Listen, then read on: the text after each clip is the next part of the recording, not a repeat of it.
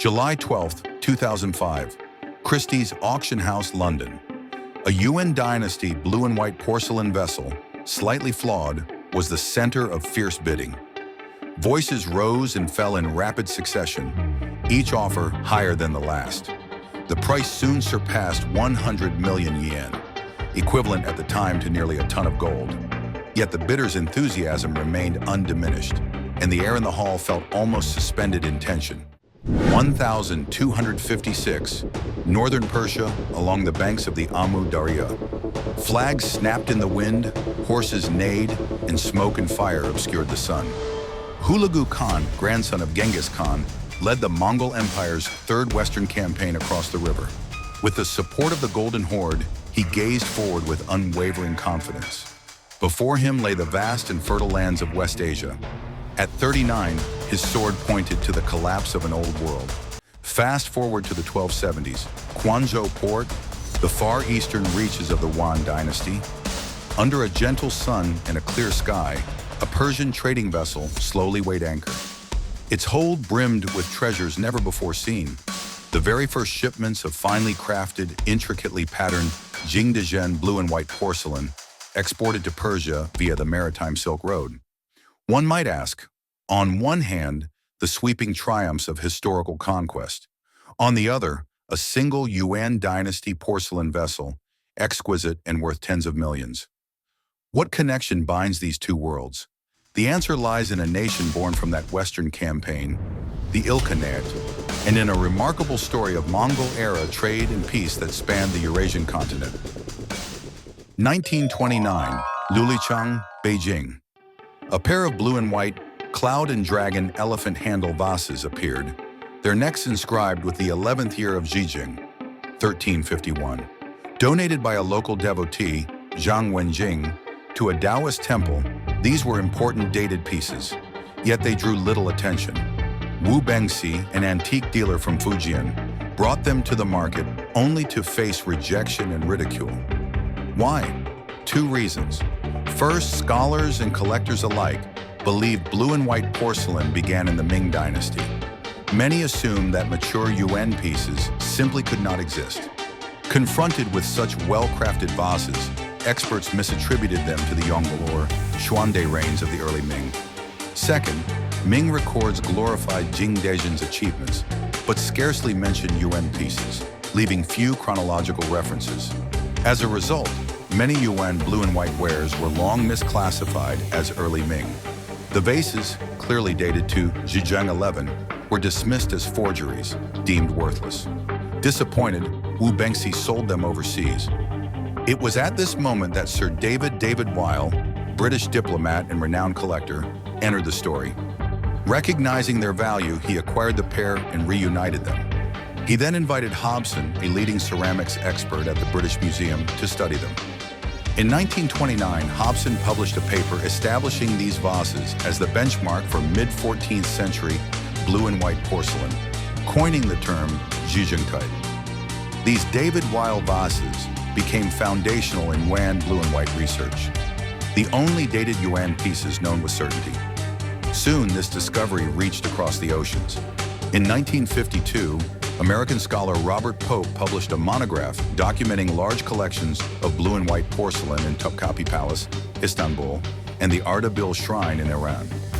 Comparing pieces, he found over 70 items shared the same origin as the Zhejiang type. Though their shapes and motifs reflected Islamic influence, their manufacture in Jingdezhen was undeniable. Pope's evidence confirmed the existence and maturity of Yuan blue and white porcelain, pushing back the golden history of Chinese porcelain by an entire dynasty. Later research traced the origins of blue and white decoration back to the Tang and Song dynasties. By the Yuan, Jingdezhen's kiln techniques had reached full sophistication.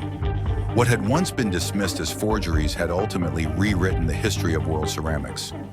One may wonder, why 7 centuries ago did Jingdezhen porcelain flow in such large quantities to the Middle East?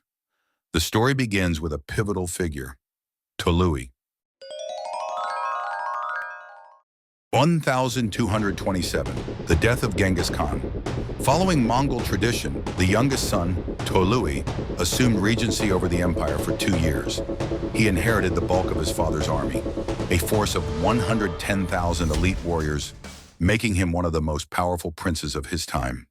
2 years later, in accordance with his father's wishes, he presided over a grand assembly at Kuriltai, where his elder brother Ogadei was proclaimed Great Khan.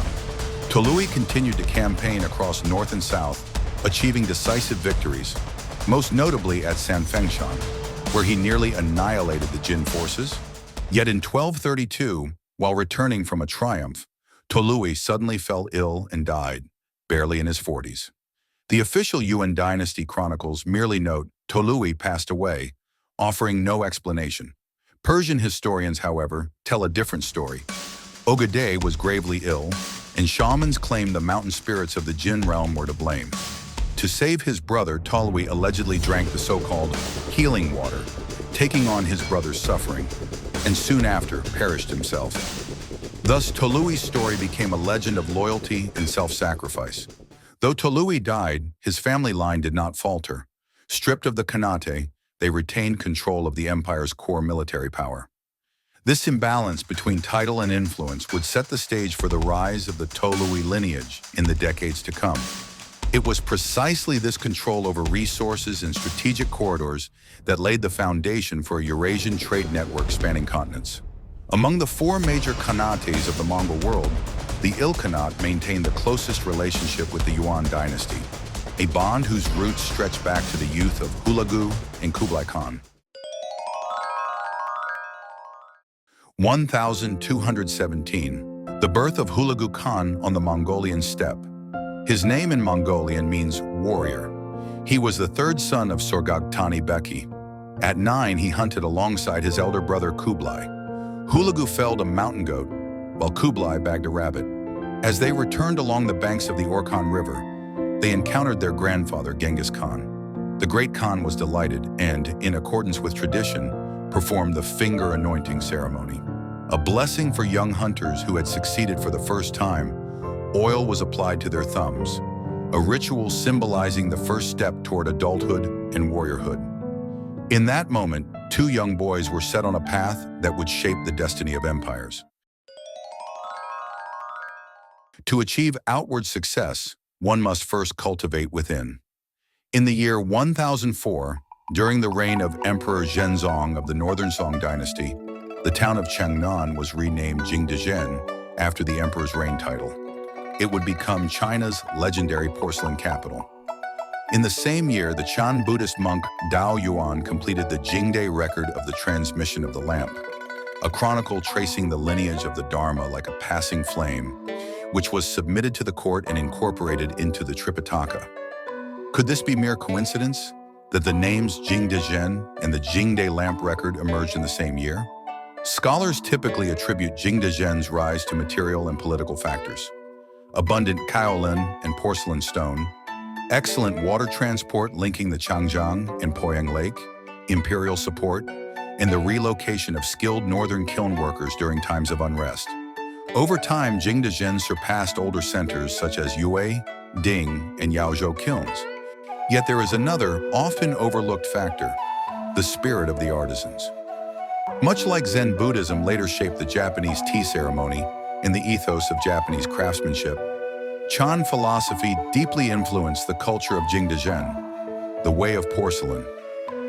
During the Tang and Song dynasties, Jiangxi province was a hub of Chan activity.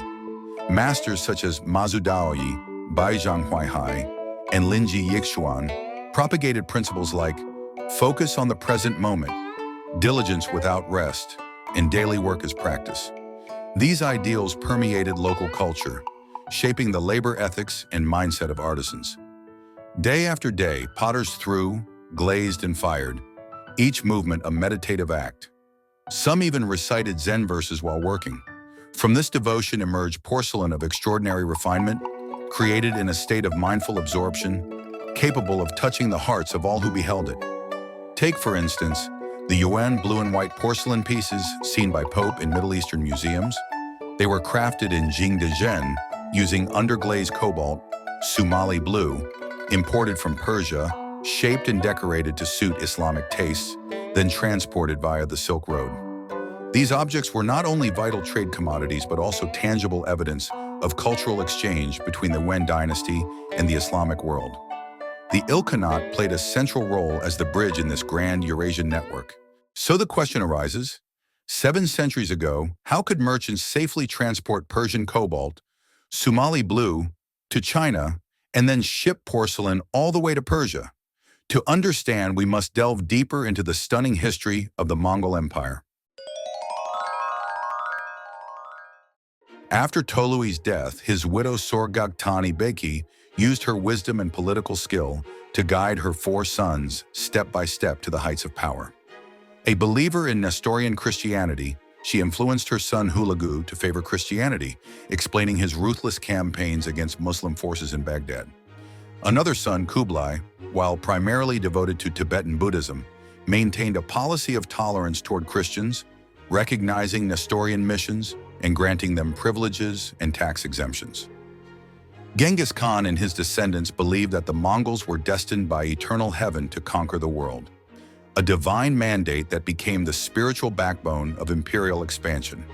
In 1251, Tolui's eldest son Mongol ascended as Great Khan and immediately began planning further conquests. Both Kublai and Hulagu, sons of the same mother, were groomed for greatness.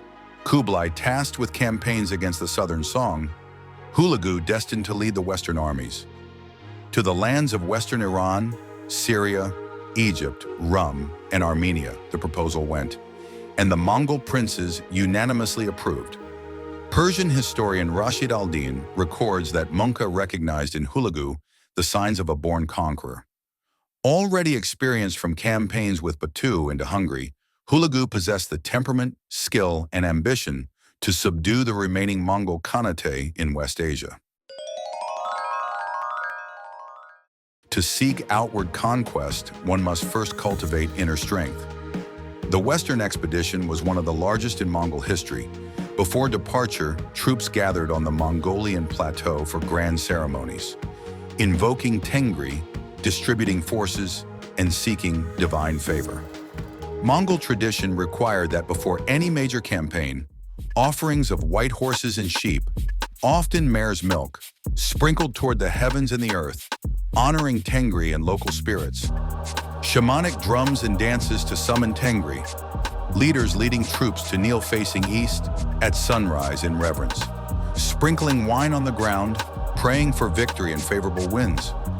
Ritual veneration of the Sulda, the sacred 9-tassel standard, believed to house the spirit of the army and serve as the military soul. These rites were not mere superstition.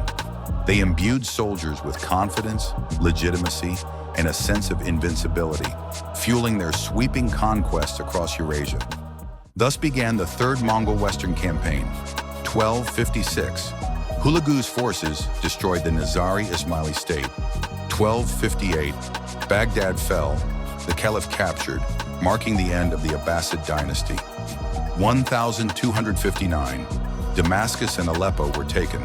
The Ayyubid dynasty, founded by Saladin, was extinguished. The Mongol army seemed unstoppable. Yet in 1260, as Hulagu encamped on the Egyptian frontier, news of Mongol's death reached him. Following Mongol custom, he had to withdraw to Persia, and the campaign came to an abrupt halt. By 1264, Kublai formally appointed Hulagu as Ilkhan, granting him the imperial seal. The Ilkhanate was established, marking a new phase of Mongol rule in West Asia. Yet the story is more complex than commonly told. Many histories suggest the Western campaign ended solely because of Mongol's death. In fact, early in the expedition, Hulagu had promised to cede parts of Azerbaijan to the Golden Horde in exchange for Batu's support. Once he controlled the region, he reneged. Azerbaijan was strategically vital, controlling the south to Persia, the north to the steppes, and serving as the gateway to the Muslim world. After Batu's death, his brother Berk succeeded in the Golden Horde and launched campaigns to protect the interests of the Yochid lineage, forcing Hulagu to confront them in Azerbaijan. That autumn, his general Kitbuka was left to hold Damascus. At the Battle of Ain Jalut, he suffered a crushing defeat against the Mamluks of Egypt, and Kidboka himself was killed. Previously conquered Syrian cities fell back into enemy hands. Hulagu once considered leading his army south in revenge, but the looming threat of the Northern Golden Horde made it impossible. Had he not fallen out with the Golden Horde, there is little doubt that the Western campaign would have continued, and the Mamluks would likely have faced another devastating Mongol onslaught. In other words, the Third Mongol Western Expedition still had unfinished chapters, and its full story stretches beyond the chronicles we commonly read. Why is Yuan dynasty blue and white porcelain so highly prized, both in China and abroad? Beyond its intrinsic artistic beauty and cultural significance, its value lies in its rarity and expense. The Yuan dynasty, which conquered the southern Song and unified China, lasted only 89 years. Most Yuan blue and white ware was made for export, leaving very few examples in domestic archaeological finds. Compared to the porcelain of the Ming and Qing dynasties, Yuan blue and white is exceptionally scarce. As early as the 1970s, Japanese collectors such as Sakamoto Goro were paying lavish sums at international auctions for Yuan pieces. Prices have only continued to climb. A large Yuan blue and white jar depicting Guiguzi descending the mountain sold at Christie's London for roughly 230 million RMB, purchased by a European dealer. The staggering price reflects its scarcity. Worldwide, only a few hundred pieces are documented, well preserved, and with clear provenance. While more genuine pieces occasionally surface, in the world of cultural heritage, provenance is everything. Even authentic items without verifiable records rarely enter museums or major auction houses, circulating instead privately and discreetly. In terms of overseas collections, Turkey and Iran hold prominent positions. The Topkapi Palace Museum in Istanbul preserves 40 Yuan blue and white pieces, while the National Museum of Iran houses 32. These artifacts are living evidence of ancient East-West trade and cultural exchange. The connection between the Ilkhanate and the Yuan dynasty was closer than that of any other Mongol Khanate. With the Silk Road open, Chinese inventions accelerated westward. Conversely, Arabic numerals and the Islamic calendar reached China.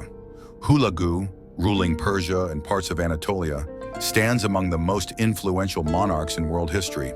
His realm, the Ilkhanate, formed a crucial hub on the Silk Road, linking east and west.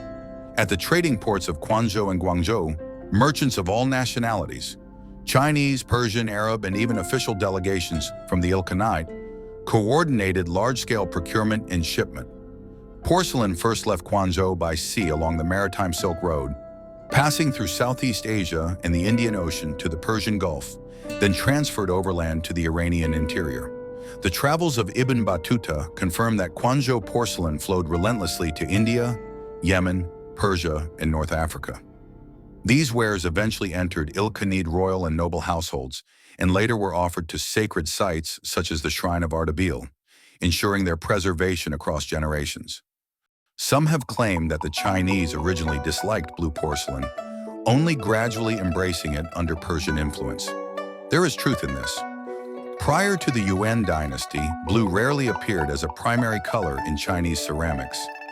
Cheap blue dyes were common in everyday clothing, and cobalt blue glazes were often used on funerary wares, carrying ominous connotations. In the Tang dynasty Sanchai, blue was widely applied to tomb guardians and figurines. But with the opening of the Silk Road, foreign aesthetics merged with local craft, ultimately giving birth to blue and white porcelain.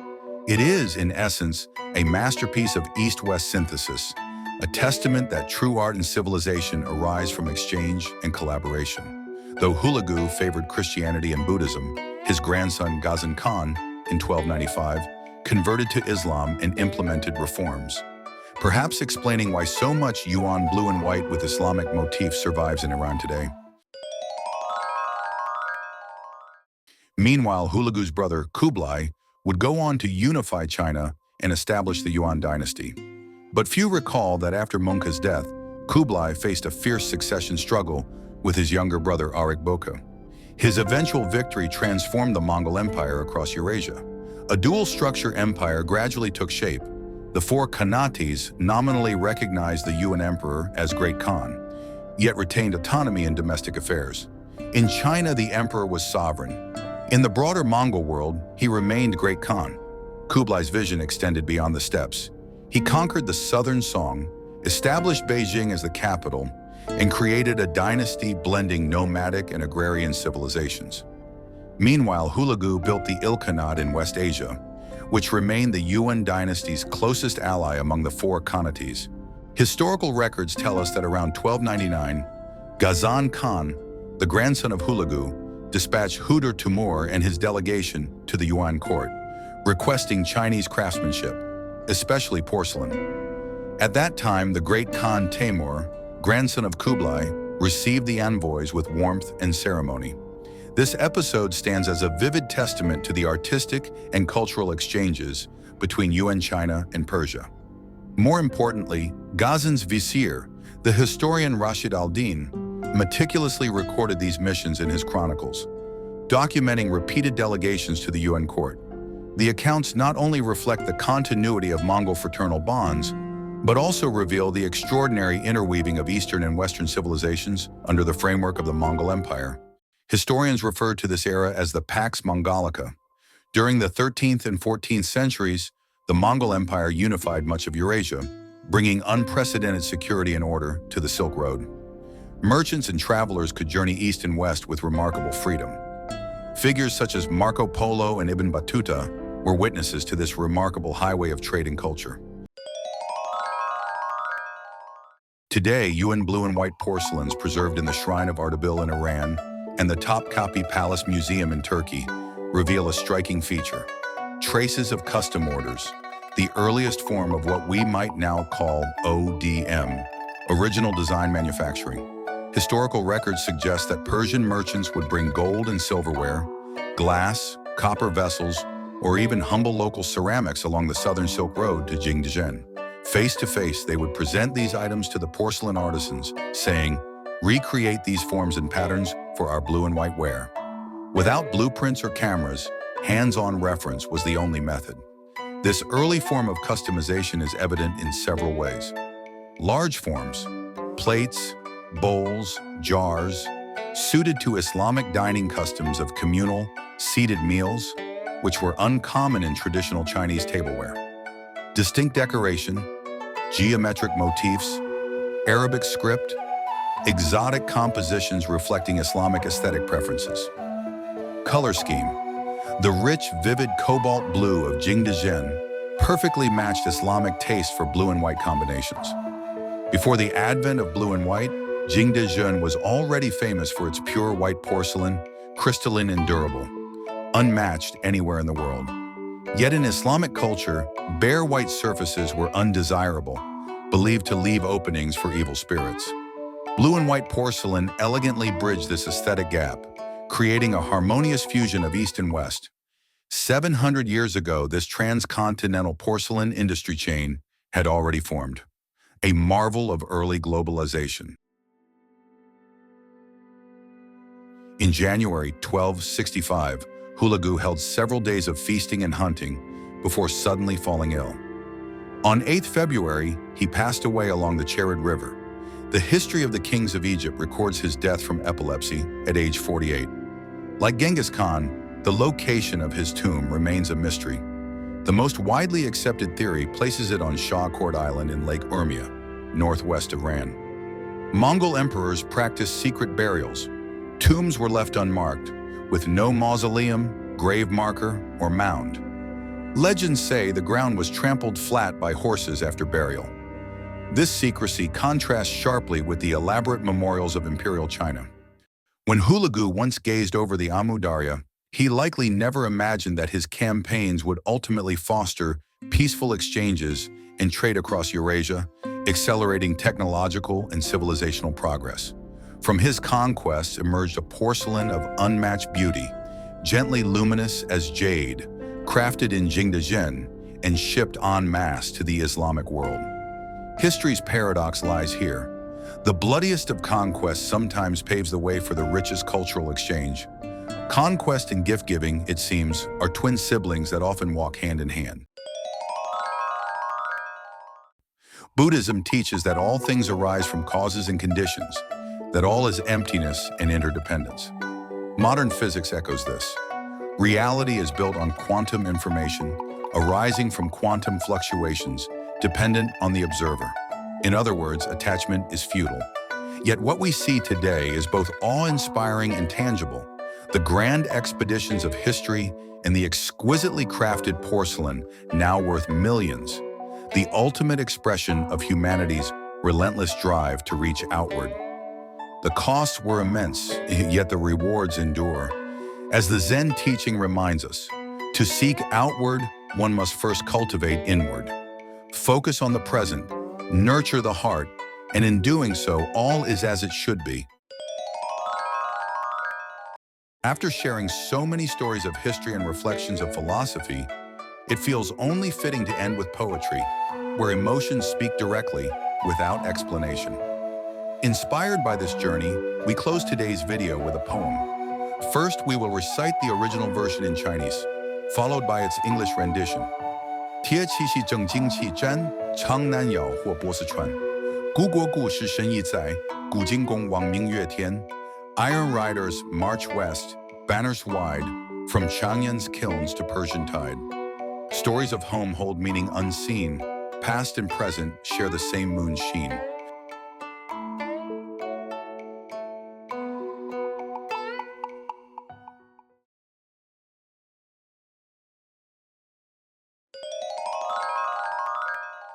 Let's explore a powerful and poetic guide from Zen teacher Garihiro.